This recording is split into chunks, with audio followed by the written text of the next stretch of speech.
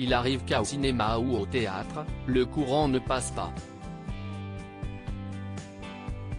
S'il est parfois possible de faire avec certaines mésententes, d'autres sont tout simplement irrémédiables. Il semble que cela soit le cas de la relation entre Patrick Chesney et Valérie Carcenti. Si est en tout cas ce que l'on peut déduire des déclarations de l'acteur français de 76 ans faites ce jeudi 9 novembre.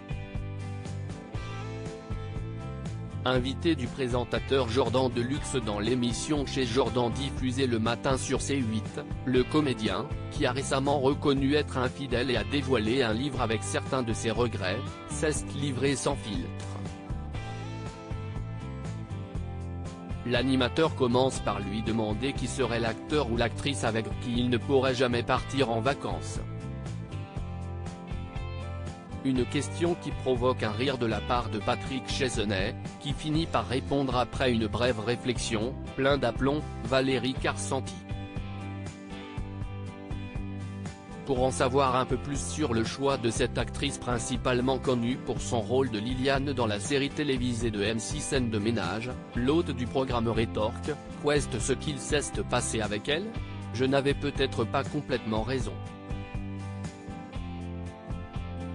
Si dans un premier temps Patrick Chesney répond qu'il ne va pas en parler, ce n'est pas très intéressant, Jordan Deluxe lui demande s'il s'est pris la tête avec elle et l'acteur français décide d'en dévoiler davantage.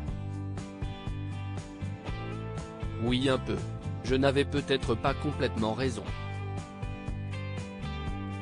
Je déteste accuser les autres. J'essaie de répondre à votre question, qui est une question difficile.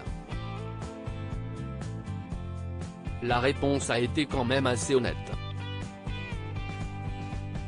J'aurais pu botter en touche, répondait-il quelque peu agacé par l'insistance du présentateur. Ce sont des histoires de mésentente sur un projet où on a travaillé ensemble, explique finalement Patrick Chesney. Bon allez, parlons d'autre chose, finit-il par déclarer pour clore le sujet.